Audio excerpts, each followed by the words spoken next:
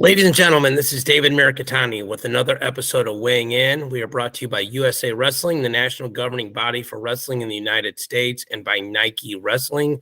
Go to athleteps.com for all of your Nike and USA Wrestling branded gear, like that sharp red top my buddy Mark Ostrander is wearing. Good morning, sir. Good to see you. Good morning. How are you? I'm good. I'm excited. We're going to talk about later, but I got a big weekend in front of me in the world of wrestling. Excited about it. Some other good things coming up for me in wrestling and all kinds of wrestling stuff, period, that I'm just going to get to be at or a part of. And we should mention the best hair of the show, GT, is on his way to Azerbaijan for the final continental qualifier. That guy, hardest working man in show business, and we love GT. It was great to see him and Shane in person at the fantasy contest and border brawl, and probably better to thank them when he's not on the air because it'll make him embarrassed, but just truly appreciate what Nike does for the podcast and what they do for the events I'm involved in, right? And what they do for wrestling overall, David. 100%. Yes. For the sport of wrestling. So, yeah, kudos to them. Shane's phenomenal. Obviously, we love Grant to death. Couldn't be happier to have him on the show. I miss him when he's not here, which is really sad that I miss him when he's not here. So it's funny, man. Like, you've gone to Natty's most years, and when you go, sometimes we go all together somewhere, and a lot of times, like, you go with your brothers and family, and I go off with my friends, and GT's doing Nike things. But it is great. Like, Kansas City was so easy. You just go to P&L, or I'm sorry, Power and Light, and you just hang out, right? And people come up to you, and like sometimes it'll be like, be like a friend of a friend of a friend. They're like, "Hey, I watched the podcast you do with your buddies," and I'm like, "Oh," I always joke. I'm like, "Oh, you're the guy," and they're like, "Man, you guys really like each other and give each other a hard time." And I'm like, I picked my two of my best friends that are smart about wrestling, and I just kind of get out of the way and we all talk. So it's pretty awesome, So it's a blessing. Like, literally every Thursday at 10 is a highlight of my week because we get to do, Mark, what you and I did for years privately. Yep. I mean, that's what I tell people. This was what Mark and I used to do at least once a week, go through the rankings, decide what we thought was right or wrong. And just, it's been so fun, man. So I got to thank Track Wrestling and thank Gary and USA Wrestling for the opportunity. This is probably the wrong way to say it, but speaking of Gary, the USA Wrestling Journalist Contest came out. I don't know if you saw the results, sir. I did. You did not enter your own separate team. I know There's a reason, David. I know. Because at the time, we talked about who we thought would do what, like we do every year. And at that time, we weren't doing all three of us.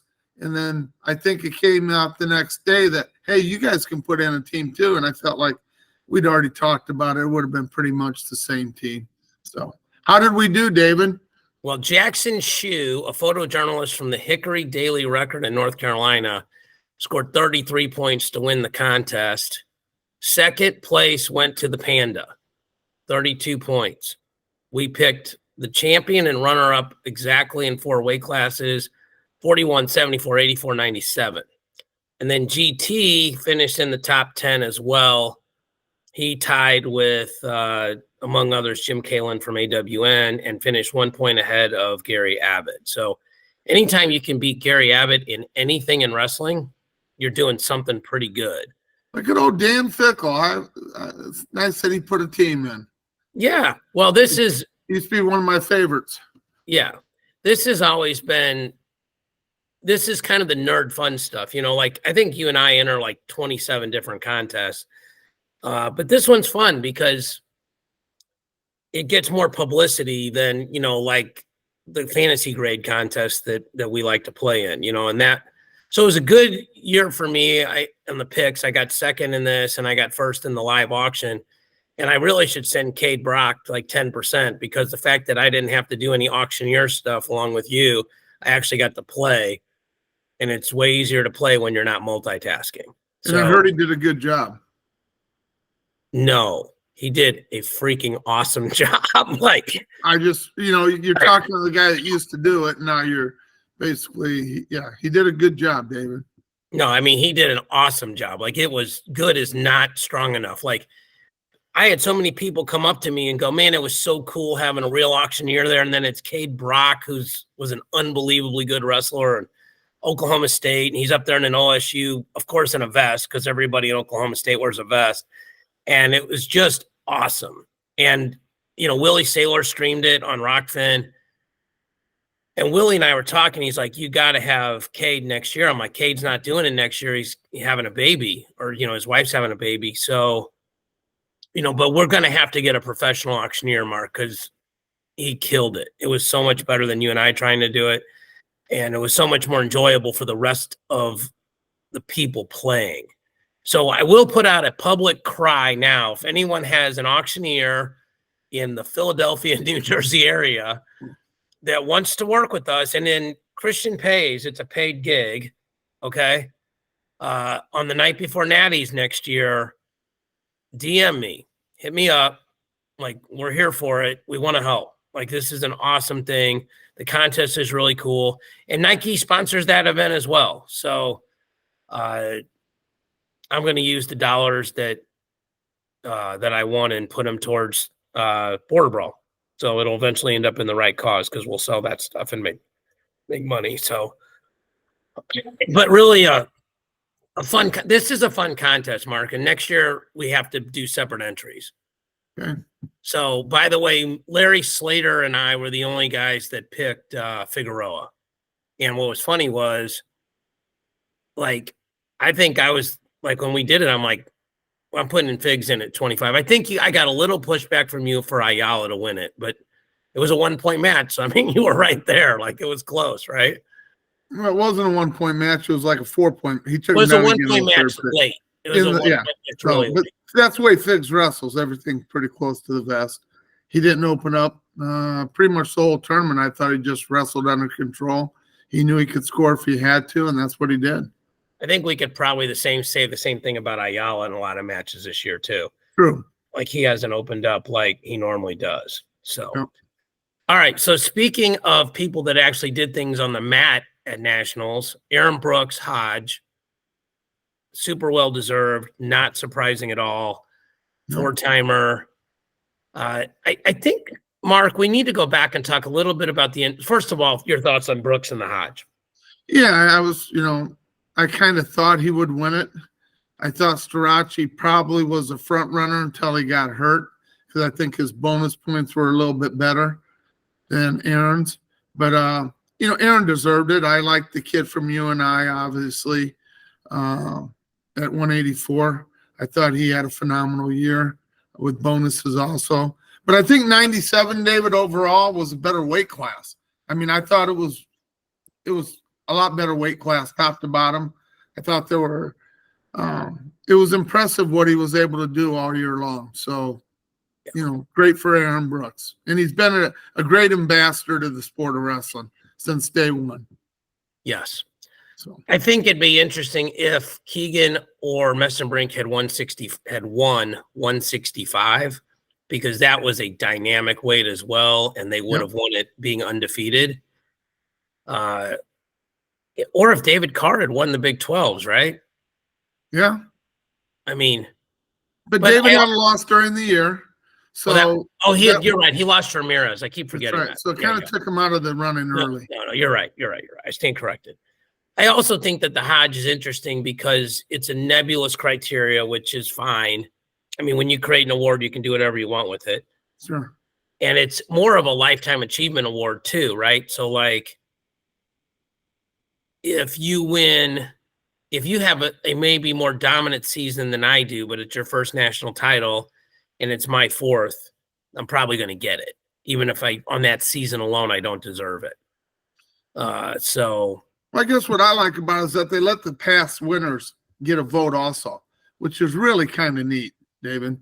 It is, but you do understand if it keeps going this way, Penn State's going to win it every year because they're all going to pick. It's possible.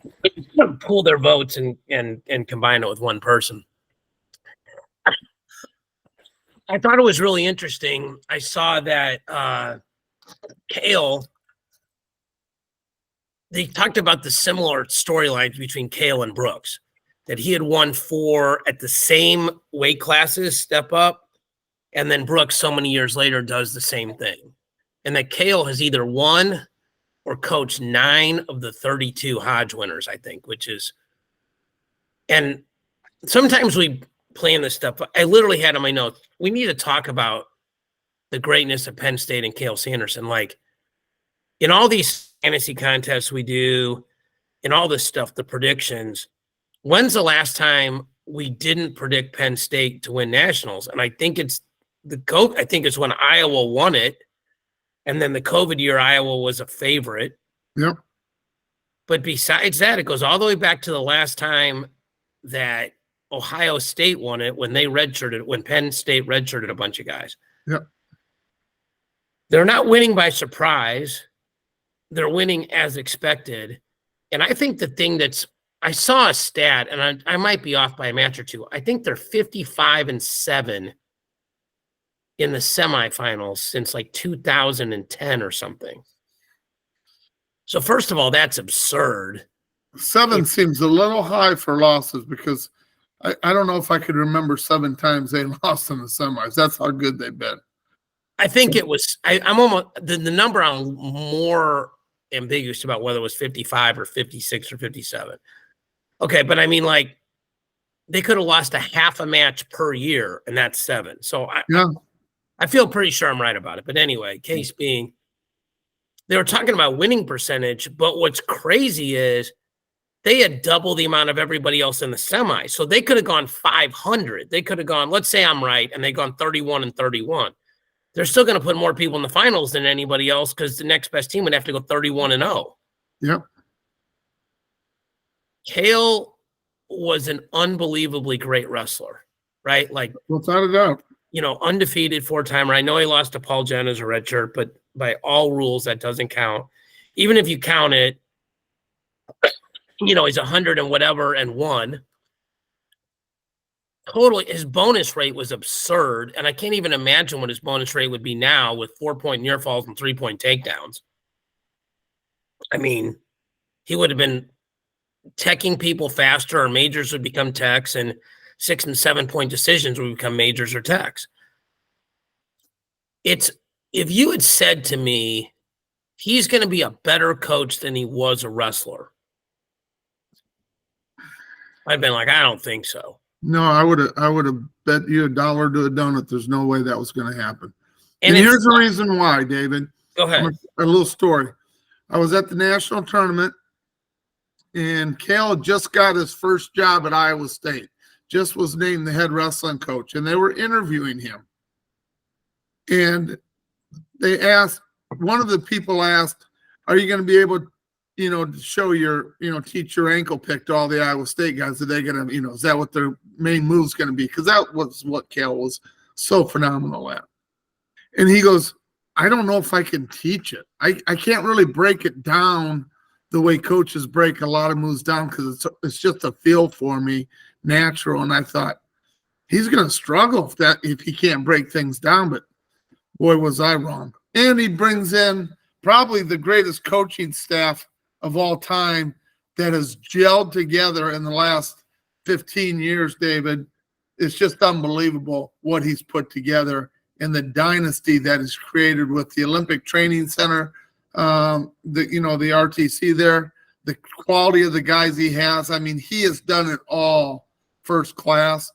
And he's not a guy that's out on social media talking about himself. That isn't who he is. It's about the program. It's about his assistants. It's about his wrestlers. You never hear Cale saying it's about him, which is such a class act. So you think about how hard it is to score points at the Nationals, right? And you were a great coach, and I feel like I was a very good assistant coach. My dad was a great coach. I don't know if we've ever seen a year where 2.5 guys won nationals. Okay, and what I mean by that for people that aren't following along, if you take Penn State's top 3 scorers, you take the first guy, the second guy, and half of the third guy's numbers, that beat the second place team.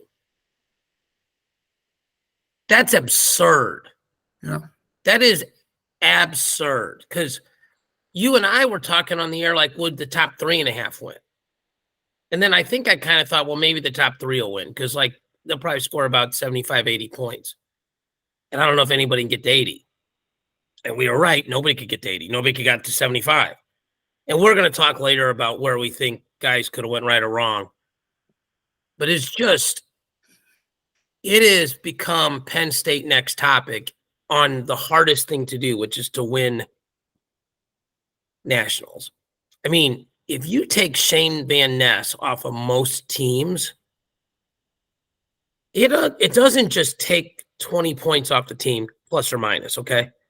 It's gutting, right? You're like, man, we lost a superstar, an unbelievable human being, a leader in the room, a kid that worked really hard, a kid that deserves a better fate than this, right?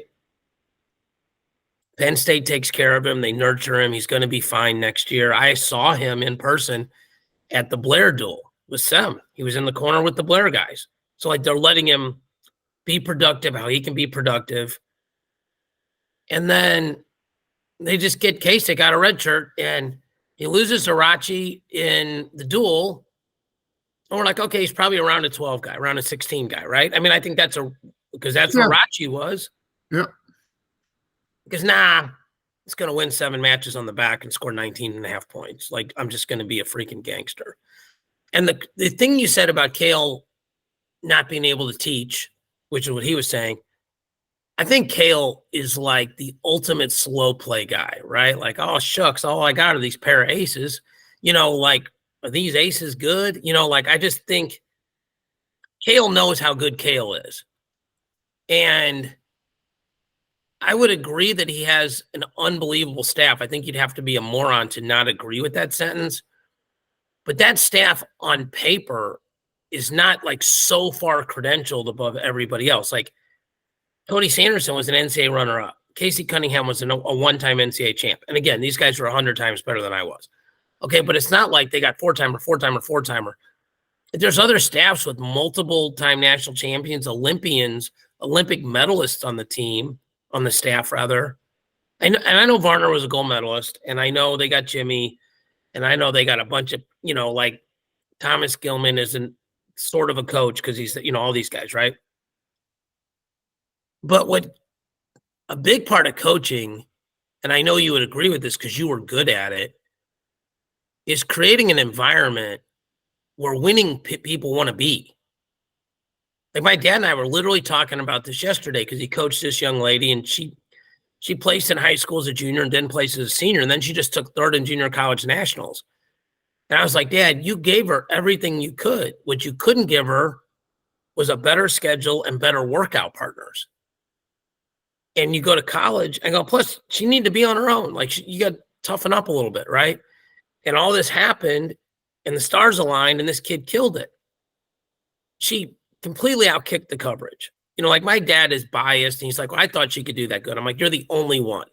Nobody thinks a kid that didn't place at state's going to go take third at nationals. Like, it's not a logical path. Sure. And the environment is so important. And like, I remember talking to Gilman, and Gilman's like, everybody thinks Iowa would have won the year of the pandemic. He's like, they wouldn't have beat us. And it struck me, because Gilman was the face of Iowa, and now he's calling Penn State or Nittany Lion us. And here's the biggest thing we can say, Mark. Any toss-up matches at the NCAAs, we all pick the Penn State guy. Like, we all do. Like, well, I don't know. All right, well, I'm just going to take this guy. Like, why? Well, Penn State gets it done in March. And if you look at Penn State seeds versus performance, they rarely underperform. And somebody's like, well, Braden Davis, okay. First of all, somebody had to be seeded number 1 at 125, and he was tied for 9th. But by the way, Carter Starachi was the 9 seed and took first. Yeah. So basically, those guys evened each other out. Yep. Nagel wrestled to the round he was supposed to. Kasich was way above, and you can go through it. They all wrestled 2 or above their seeds, which is nuts because so many of them are seated so high. Yep. I mean, 57, 1-1, 65, 2-2. We talked about 74, 84. They were seeded 10 and placed 5, 97, 1-1, 285, 1-1, 141, 2-2. Like, they're hitting their numbers. And like somebody said, well, how I had a guy call me and they go, how would Penn State not win nationals? I'm like, half the guys would have to not make weight. I go, and I think they'd still win it with the right 5 guys. Yeah. Well, they could have won it with, you know, it's hard to say when you're saying 2.5 guys would have won nationals for them, which is, you know, on paper, it looks like that would have happened. But all of a sudden, if the other guys weren't knocking these other guys off and putting them in lower placings, it wouldn't have happened because somebody would have scored over 70 points, obviously. So, but their top 3 and 2.5 guys scored enough points to win nationals by themselves. Yes. It's math. It's undeniable. It's crazy. All right. So we've taken a lot of time to talk about this. A couple of other things I wanted to ask you about, and it's a shame GT's not on here because you guys have opposite perspectives or opposite fan bases because he's an ISU guy and you're an Iowa guy. How important is it in the state of Iowa that Iowa State placed ahead of Iowa at nationals? Well, I think it's important. I mean, I think, you know, Kevin Dressler's done a great job at Iowa State, his coaching staff. I mean, basically all 3 of the coaches wrestled at the University of Iowa. So, I mean, they're doing a great job. They're doing what they know how to do, and that's to win. They've been winners their whole lives, and they're starting to get the guys that they need. Their recruiting classes are getting better every year. But what they're doing that I wasn't expecting is bringing in guys that you don't think are going to do much, and then all of a sudden they're all Americans, like Frost at 133. Coming in this year, if you'd have said Frost was going to be an All-American, I would have said you are nuts. He has never beaten anybody or done anything to prove that he could be that. And what did he do? He showed everybody up. To be fair, Frost wasn't even supposed to be their starter. Yes, he got beaten the first. No, he won the first. He wasn't supposed to be. That's what I said. But he won the wrestle off. Yeah. He beat Garrett Grice. I mean, I was going to try to tell that story. I'm saying he was not projected to be their starter. He beat a kid who was a higher profile recruit. But Mark, I used to watch you do this at Iowa Central. You get like 4 guys that are supposed to be superstars, right? And generally 2.5 of them pan out. But then there's a whole other group of kids that are just kind of hardworking kids that get around those guys and they get better and their mentality gets better. Like when we had those really good teams at the end, we had a kid that never placed in Class 2 in Missouri, which is almost mathematically impossible if you're any good at wrestling. And he was 5th string on our team, and we had kids get hurt, not make grades, didn't tough it out. He places at a weight with 8 returning All-Americans. And I would like to tell you it was just the greatest coaching job in the history of wrestling. Okay? But my dad and I just coached him up. And I think we had something to do with it, but I think he was just around a bunch of dudes that expected to win. Yeah. And, that's who he went home to at night. Those were his roommates. Yeah. And they're gassing him up. And they're also teaching him how to think right, and they're teaching him how to live right. But he's not around negativity. He's not around a school where he was the best kid and that wasn't very good. Now he's the worst guy around a bunch of guys that are awesome, and he doesn't want to be the worst guy. Yeah. But it takes a special kind of kid to go, I'm going to rise to the level of, I'm going to try to rise to the level of David Carr. I'm going to try to rise to the level of Casey Swiderski or Anthony Etchemendia, or even though he didn't place, the quality of season of younger Bastida, right?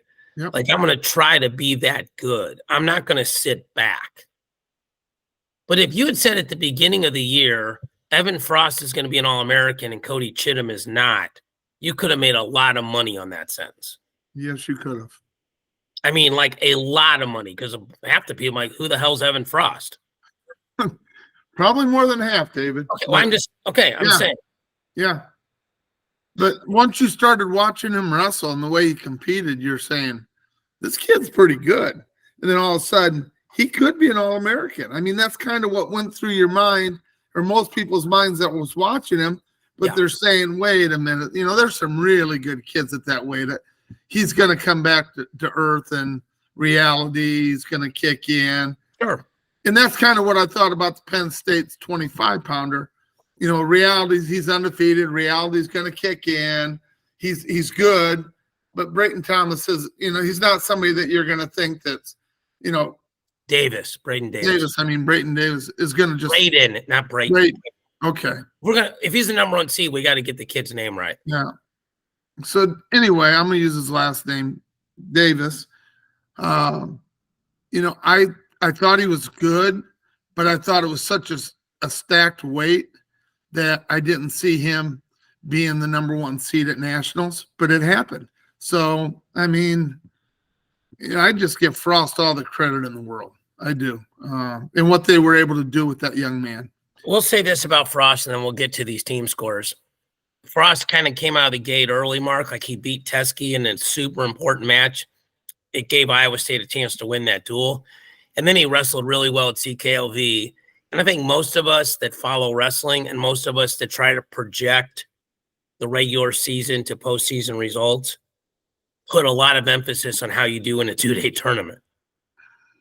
Because anybody can be good for one match for 7 minutes, 1 hour off the scale, right? Like, it's totally different when you got to go through 2 days because that's 2/3 of the natties, So, I mean, the future's very bright there. All right, so I have on the screen right now team scores, and I'm going to go down to probably going to just start at number 11 here because, I mean, I think South Dakota State did about as good as they could do. Super shout out to them. But NC State was 49 and a half points, tied for 11th. I'm just going to walk through quickly, and I might miss a few on some of these guys, but they had Arrington not place, Jack not place, and Ed Scott not place. And those guys were all blood round guys, and they were all seeded in the top 4 or 5. Yeah.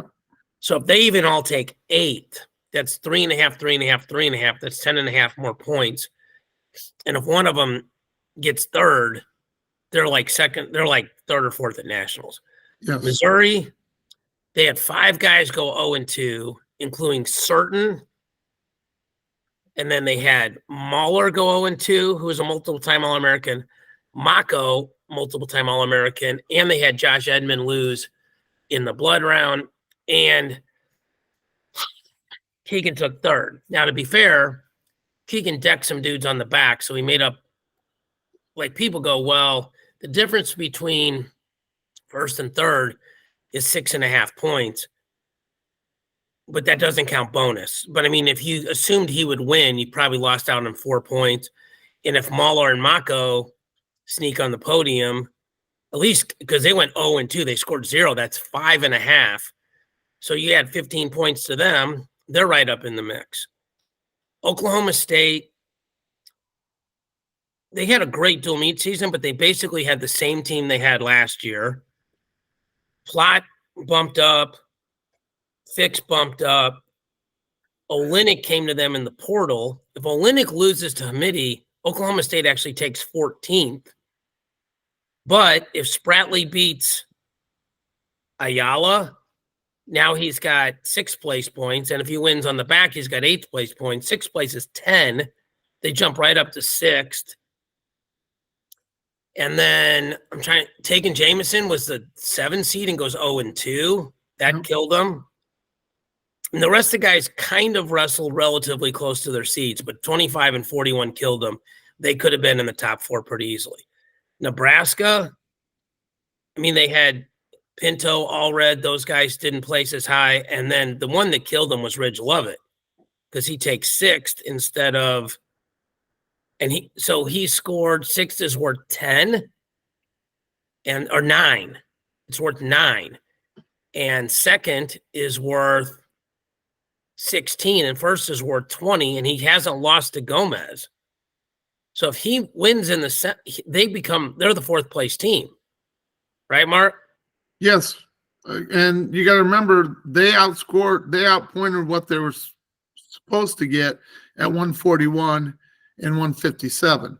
So there are some, they didn't do well at some weights as what they thought they would do, but at other weights they did a little bit better.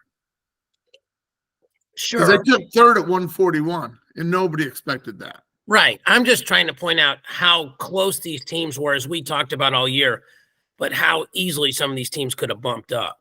Yes. Okay. Ohio State, like to use your point, Rocco Wells, true freshman, backup at the beginning of the year, takes second. But I'm trying to think, like Feldman, well, he actually wrestled to his, I'm trying to fit, Ohio State may have wrestled pretty close to their seeds or better, right? Yes. Virginia Tech, same thing. But Cooper Flynn was like an 11 seed. But if you thought Cooper Flynn could place 8th, which I don't think is absurd, then they're ahead of Iowa State. Yep. Arizona State pretty much wrestled a perfect tournament for what they had. Yes. Okay, Figueroa, you and I thought he was going to win it. Nobody else did. Teamer takes second. Schultz finished a slot or two below, and Parco finished a slot or two below. They just don't, they need more horses. And Arizona State, by the way, Mark, is going to be freaking good next year because they don't graduate anybody, and they have Isagiri, Larkin, and Nico Ruiz all coming in. So, like, they bring back 64.5 points. Iowa, Teskey lost blood round. Real Woods didn't make the finals. Franek was seeded low, but I think we all thought he'd place higher. Caliendo kind of overperformed. Yep. And then Glazer, I think, went 1-2, which was, I don't know, it was his first time at the show, but he'd had a really steady season, right? Yeah, he had, yes.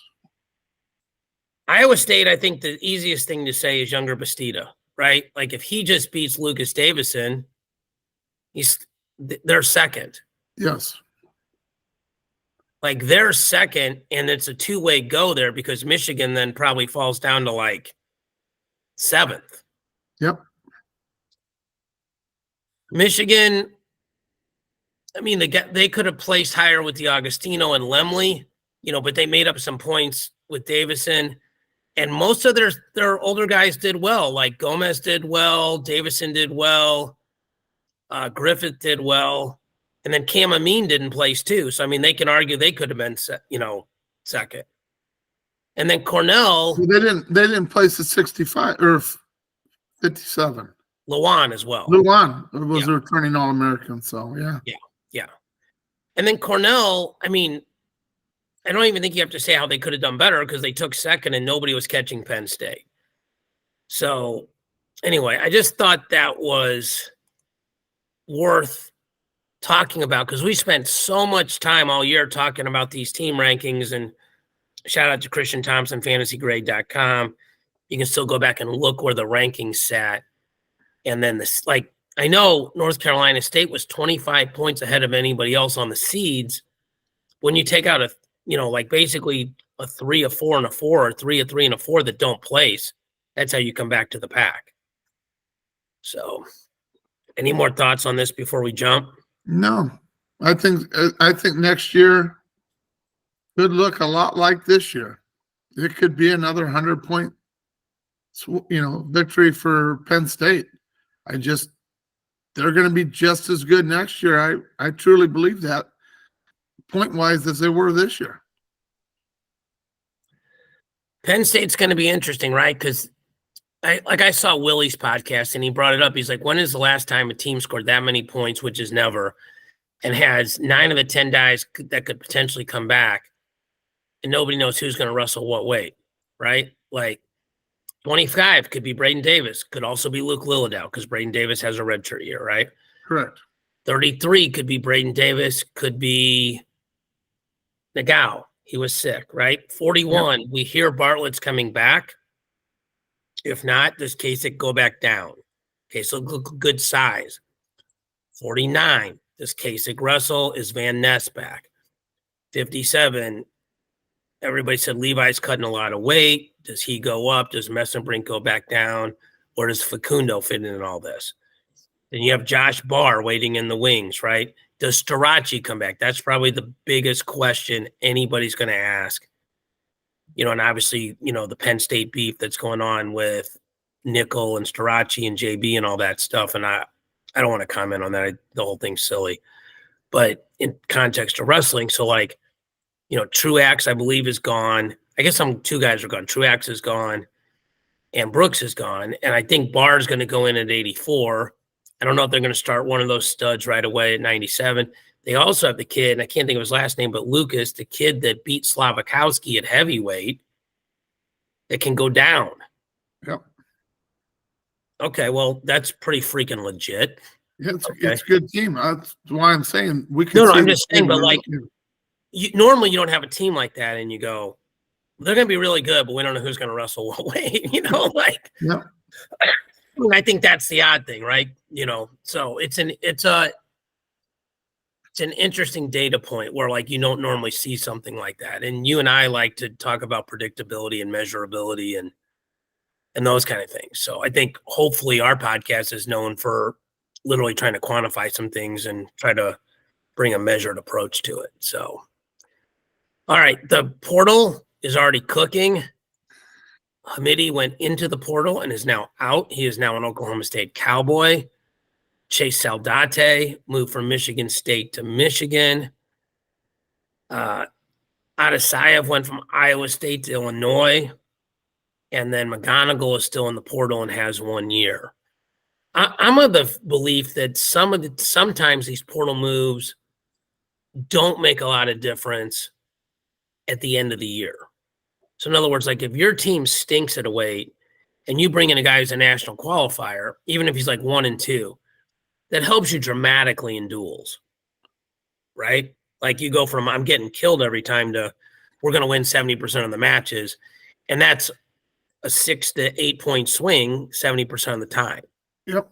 Go to nationals, you go from 0 to 1.5. The marginal difference is super reduced. Hamidi is a big get, right? He's without a doubt. 2-time AAA. Didn't AA this year because he lost to Olenek, the Oklahoma State kid who was a transfer in. Hamidi feels like he wrestles the OSU style a lot, likes to shoot from space. He was beating Messenbrink. People kind of forget that. Messenbrink ran him down. So I feel like and we saw Izzy Olenek make big jumps. Yes, this year. Yeah, this year. He didn't jump a ton on the podium, but my God, that weight was hard, right? It was. When you placed behind that top 3, plus was Caliendo 4th this year? He was. That's a salty top 4. Yep. I would not be surprised if Mikey Caliendo is a national champion before his career is over. I certainly think Mitchell Messenbrink's going to be a national champion multiple times before his career is over. And David Carr and Keegan O'Toole have already won multiple national titles each. So I think Hamidi is a really big pickup. Oklahoma State's lineup is interesting next year because they could go Troy Spratley, they could go Cale Hughes, Tegan Jamison, they could go Carter Young / Jordan Williams, they could go Jordan Williams / Teague Travis. They plug in Hamidi, they bring back Braden Thompson, they bring back Plott. And then 97, they can go Serber or Christian Carroll. And heavyweight, they can go Doucette or Christian Carroll. And the rumor is a bunch of these Big 12 schools are trying to get Wyatt Hendrickson. So they have a team that could place a bunch of guys, but technically only one guy's placed in that lineup. Well, 2, Hamidi placed, not this year, but placed. Hamidi and Plott. And I will tell you this, Plott had a super underrated national tournament because I looked up the data afterwards, and he scored 21 points as a runner-up. That's a lot. He scored 5 bonus points. Yes. And without those bonus points, Oklahoma State, well, I guess they still are 10. That was where the margin kind of changed, So anyway, any more thoughts on the portal, Mark? Where does Carter McGonigal end up? Because I hear I haven't heard anything. I have no idea. I know there's a few teams out there that would love to have a really good 133 pounder. I'm sure Iowa would love to have him. There's just a lot of schools that would like to have this kid. He's legit. I mean, he's a top 5 kid in the country, top 6. I think. He beat Latona at the All-Star meet. Yep. So he fits into Mizzou's lineup well too. If we're just going to talk about our home states, I'm sure he does. Well, Cade Moore's in the portal, so that's why I'm saying that. He fits into Oklahoma State's lineup too. No, they got Cale Hughes. You're going to take Hughes over him right now? I would, for the simple reason I think if Cale Hughes doesn't start, like maybe you lose him to the portal and it's a 1-year versus a 4-year thing. And Cale Hughes is a superstar. Yeah. I mean, I think if in a vacuum, if you could go, who do you think might have a better season next year, McGonigal or Hughes? It's close. I mean, I think most smart people would lean McGonigal just because he's done it before. Yeah. But he's also never placed, I don't think. He's just won a bunch of matches. Hughes is the untapped potential. I mean, he has the pedigree to be a guy that should step in and be a multiple-time All-American. And he's really good sized. Like I was with him in September and he he was 150 and looked great. Yeah. So he'll be a good 33 pounder. So, I mean, is that a big cut for him though, David? I don't know. We were eating barbecue, so I didn't ask him. I mean, he's a Stillwater kid. I mean, his family, his dad's an awesome guy. His mom is an unbelievably awesome human being. She helped us run the Hall of Fame duel. She did the hospitality room, Cale's senior year. He's used to being on winning teams. That Stillwater team was super stacked those last couple of years. And he's a leader. He was a leader on that team. I know Ethan Kyle had nothing but positive things to say about that young man. So I don't think he fits there like he fits at these other places. Like it would be a minor upgrade that's arguable. Where like Schriever and Cale Peterson, they're good, but they're not. I think if you bet the long haul, you bet Cale Hughes over those guys. And Mizzou, they didn't even have a backup 33 pounder. They forfeited to Oklahoma State. Yeah. So they had a couple of kids eat themselves out of the weight class. One kid had surgery. So they need a 33 pounder. So I think he may end up in black and gold. I just don't know which state, which is interesting. I have not heard anything. So, but then Iowa keeps a lot of that stuff real hush hush. So, well, they all do. Yeah. They all do. So, I mean, nobody's calling you or me and going, hey, here's what we're going to do in the portal. What do you think? No, not yet, but someday they might. Maybe. All right. A couple things to jump to here. New high school rule proposals. 2-point, 3-point, 4-point near fall, 3-point takedown. Anything in bounds is in bounds. I will say this, Mark. I think the 3-point takedown has had a way better effect on wrestling than anybody thought it would. Like the old heads that were screaming about it. I think you and me were somewhat in the middle. Like we kind of need to see it and before we overreact like it's a great idea or terrible idea. I think there's a couple things that are inarguable. Number one, it makes it more like freestyle. Because 3-1 is net 2, which is the same thing as you take me down and you don't gut wrench me and we come back to our feet rather. The biggest thing I think that along with the near fall did was it eliminates the importance or greatly reduces, the importance of just riding. But the 4-point near fall and the 2-point near fall, like you squeezed in there and all those, greatly improves the importance of turning. Because we saw this, the best example was the Feldkamp-Gabe Arnold match, right? Gabe gets a takedown, Feldkamp gets 2 escapes, Gabe picks neutral, Gabe wins 3-2. That was not the old formula. Yep. The old formula is 2-2, and Gabe's going to have to get another takedown if we think Feldkamp can ride him for 30 seconds. Now that's not, you have to do the math different. And I think there's some coaches that lost their kids some matches this year by picking down when they didn't need to. And I'm not going to call them out because I know how hard coaching is. And, you're also literally subconsciously doing math in your head. And so I do math in my head subconsciously and consciously all day, and I'm a nerd and I love it. But like, I think there's some things here. I think people in the off season will really reevaluate some things. Like, it's not auto down. Auto pick down is probably a thing of the past if you really evaluate the math. Like, if you're way better than me on your feet, you don't have to prove that you're better than me on the bottom. If I want to be on top, make me burn my choice there. Yep.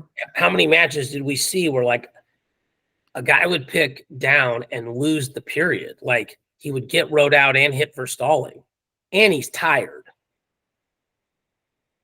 You know, like, because most of the guys get rode for 2 minutes. It wasn't like when David Carr rode Mitchell Messenbrink, and Messenbrink came to his feet like literally probably 8 or 9 times in a minute and a half. I don't think I'm exaggerating. No. Like, you know, I think there's sometimes like, I come to my feet, you Matt return me. I come to my feet, you Matt return me. I come to my feet, you Matt return me, and now I'm down there. And I'm tired, and I'm carrying your weight. And now I put my head on the mat, and now I get hit for stalling. So now it's a 2-point swing. You got the riding time point pretty much locked up. You got the stalling point, and now the next one's an automatic ding because you got 2 of them down there, and you get your choice. Like, I have to score the first point of the period on my choice. I think that'd be an unbelievable stat to see if somebody could go through and go, what's the percentage of wins when you lose the first point on your period of choice? I bet the winning percentage is not very high. So, David, besides the 3-point takedown with the high schools going to these rules, what is your favorite rule that they're changing? Because I have one. This out of bounds thing, there was so much wrestling stopped on the out of bounds, and it was just high school just drove me nuts watching it.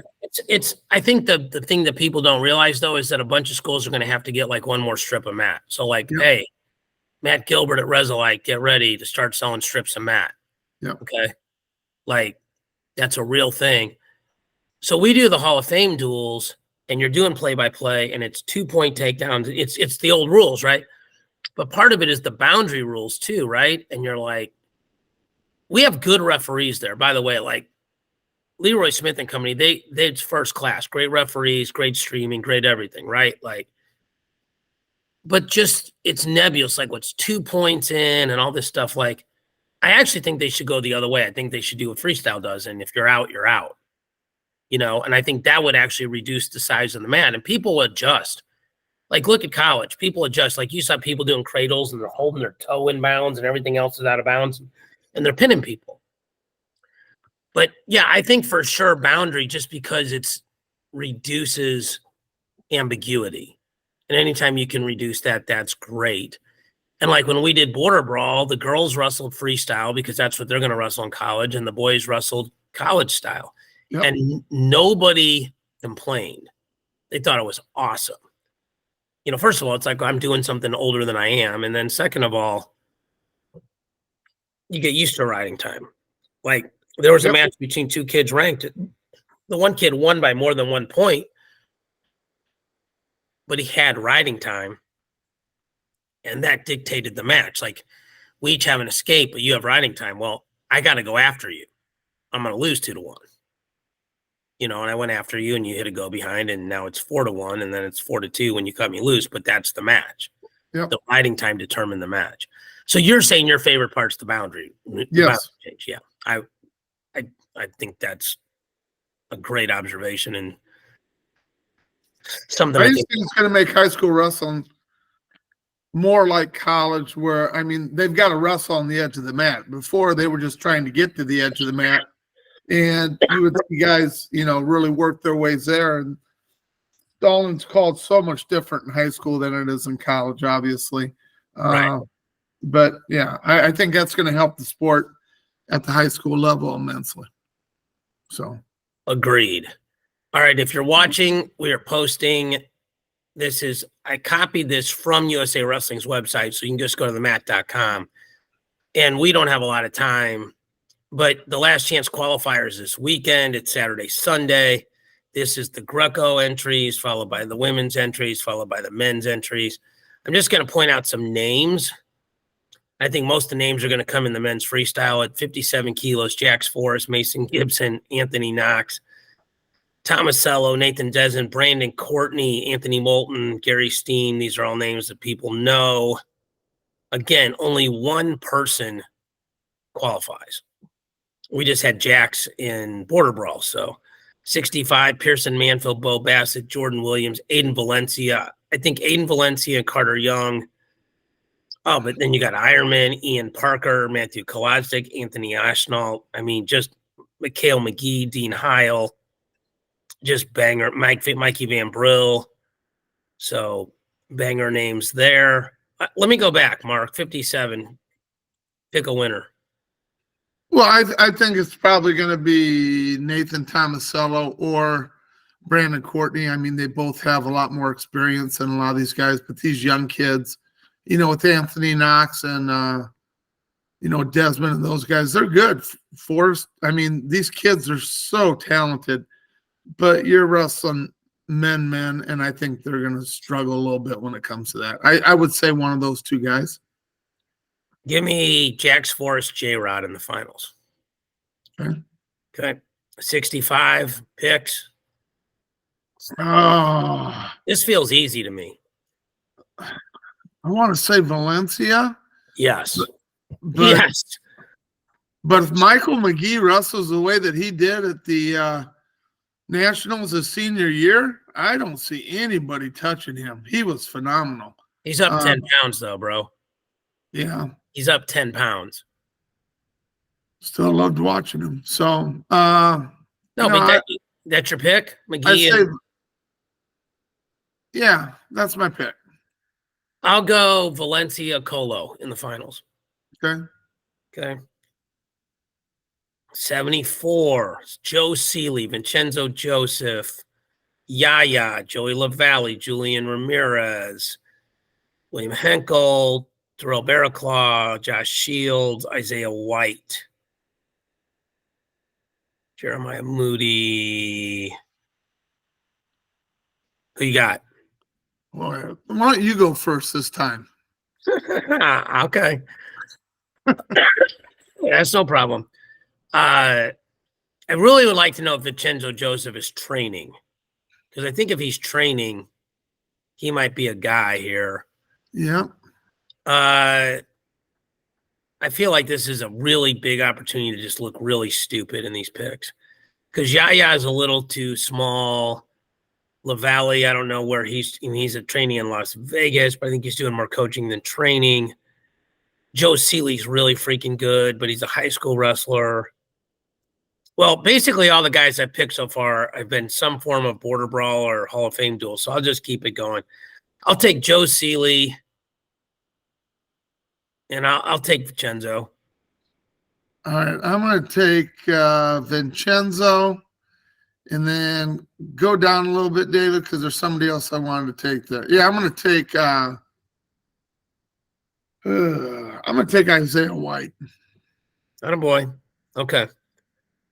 All right, 86. Pretty good freaking weight. Aiden Sinclair, Chris Foca, David McFadden, Taylor Lujan, Morgan McIntosh, Nelson Brands. Nelson Brands, maybe he comes back next year. He is. He is for sure. He already announced it. The NCAA gave him medical red shirt. Yeah, so he's coming Owen back. Webster. I think those are the main names. You want to go first? You want me to go first? Oh, I'll go first. I'm going to take Taylor Lujan, and I'm going to go with McFadden. Give me McFadden and Sinclair. Okay. 97. Cam McDaniel, Cole Marisola, Christian Carroll. Be interesting to see Christian Carroll down at, if he gets down there, that's 213. It supports everything we're hearing that Oklahoma State's going to wrestle Cody Merrill right out of the gate next year at heavyweight. Those are kind of the big names there. So this feels like a Jacob Warner, your son, is in the meet. Yep. I think he makes the finals, David. I think Marisola, I think Jacob Warner and the winner of the McDaniel Mirasola semi. Okay. You got something different? No. Okay. 125, Jordan Wood, my guy KJ Miley from St. Louis. Super thin weight. Nathan Taylor. I mean, I think the pretty obvious picks here are Jordan Wood, Nathan Taylor, right? Yes. Like, this would probably be the one I feel the strongest about. If I had to, I mean, you know me, I don't like to wager, but if I were to wager, that would be where I would. David, of all these guys, who do you think has the best chance of getting into the best 2 out of 3 at the Olympic trials? Any of them? Well, let's work backwards. You probably don't pick any of the last 4 weights because you have to win the bracket instead of taking second because we have 4 guys sitting, right? In Dake, Yes. Taylor, Snyder, Paris, right? Yes. So I think you have to go 65. And I mean, if I had to pick a guy at 65, I'd pick Aiden Valencia because that weight's wide open. But I don't think so. And I don't think anybody's making waves at the tournament. Yeah. And that's kind of how I felt when I looked at all these. And there's some really quality guys wrestling, but the guys that have already qualified are. Well, let's put it this way. Hammered. There's nobody in this tournament that you go, I'm confident this guy would go win a medal at the world level. Okay. Because all those guys are already qualified. Yes. Okay. As it should be. Like, your last chance should not be having like Spencer Lee. Like, man, I hope he gets in, you know? I mean, a couple guys kind of did some backdoor stuff. A few years ago, quite a few years ago, maybe 8, 9 years ago, Gilman was in the last chance and he ended up making the world team. Wasn't the Olympic qualifier, but to make the world team, and he won the last chance and ended up winning the spot for the world team. So I think that's probably the last guy that was able to go through last chance to do it. Yeah, for sure. All right. You can give me a minute here to talk about P&L before we go, boss? Sure, that's this weekend, right? Yeah, so P&L is this weekend, and so is NHSCA Virginia Beach. I want to thank Zach Wilcox and Jared Lawrence and Strip Matter and all those guys. I'm going to get to do the commentary there, which is A, awesome because I love great wrestling, and B, really good warm-up for Olympic trials. You know, to do commentary on freestyle and Greco because there's just been basically no opportunities since NCAAs. And I'm sure you can imagine going straight into the trials cold is a less than ideal scenario. Sure. So the P&L is a conglomerate of elite wrestling clubs that have formed a league to provide better tournaments, training, and all-around atmosphere for the sport of wrestling. They create tournaments that are designed by club coaches to get the best matches possible, basically meaning most of the time the regional showcases are paired with like talent, anyone in the weight class. They're working on training camps. They're working on cross-training. They're working on people learning from each other. They're specifically trying to create a friendly, non-hostile environment, meaning coaches, athletes, parents, all remaining calm and composed on and off the mat. I really like that they literally sent that to me and said that's a part of their mission. And so, you know, they've got some pretty elite clubs in here. If you look at, let me pull up here who their teams are, but, you know, like Izzy Martinez has got Pinnacle, Young Guns, M2, Askren Wrestling Academy, Izzy Style, My Wrestling Club, Daniel Cormier Wrestling Academy, Valiant Prep. I know Thoroughbred Wrestling is going this weekend because I'm riding up with them. It almost feels like a combination of the old school tournaments my dad used to run, like we're going to weigh everybody in and then group guys. Yep. But the new school of all these dudes are really good. And it almost feels a little bit like Border Brawl where the matches matter, but they don't really matter. Like the idea of their meet and my meet is to get better. Is like, I've always wanted to wrestle Mark Ostrander, and it'd be great to not wrestle him for the first time at the World Team Trials. And so now this can be, you know, this can happen. Like, hey, he's from Valiant Prep and I'm from Izzy Style, and we're going to get to wrestle in Nebraska. So the event's at Lincoln. It's being streamed on Rockfin. It's on Saturday, Sunday. Freestyle first, Greco second. Those guys are doing a first-class thing, the way they got it set up. I know Dorothy Mayab's on the public address. I don't know who else is doing announcing. I'm going to do some interviews throughout the day, Mark. Yep. So got my voice back, full raspy in effect.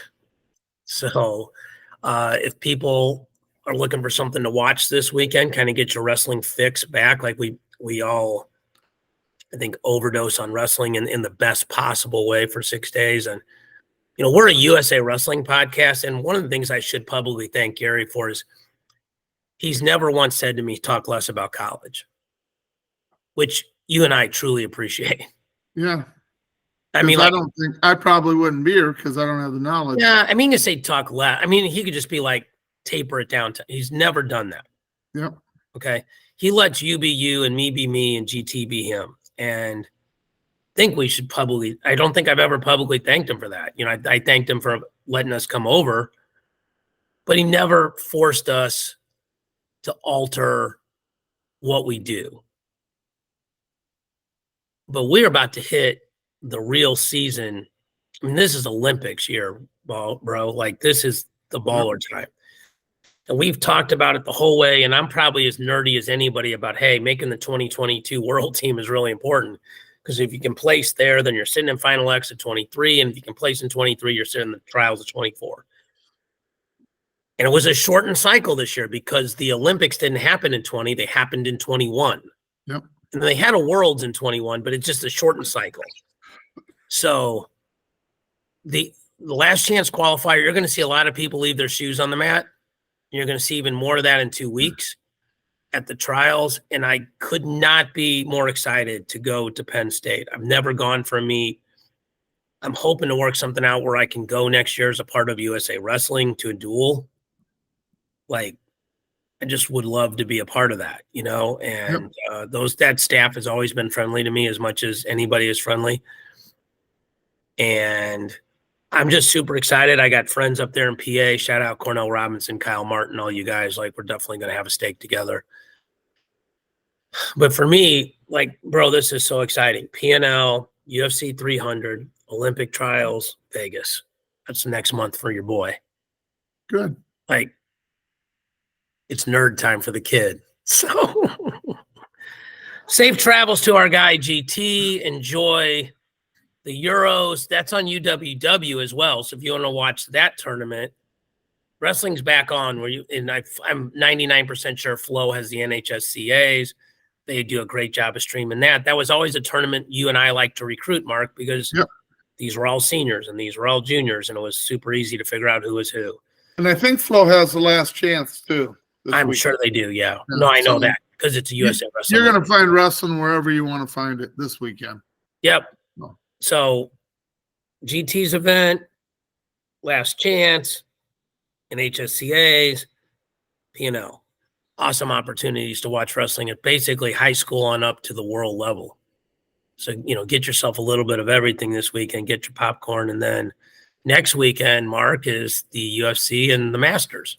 Yep. And we'll do a big trials preview. We'll start, we'll probably we'll do 2 parts. We're not talking about the Masters next week? No, we can get your picks. I think we should just have a show on the Masters. And we'll sign off and never come back again. So that'd be great. So. Oh, Gary would love it. I'm sure he's got a golfer. He's a golfer at heart. Well, I'm a golfer at heart. I'm not a golfer on the course. You're actually a golfer on the course. So. All right. For the better golfer of the group and for Grant, I'm David. Thanks for watching and listening. We'll see you all next week.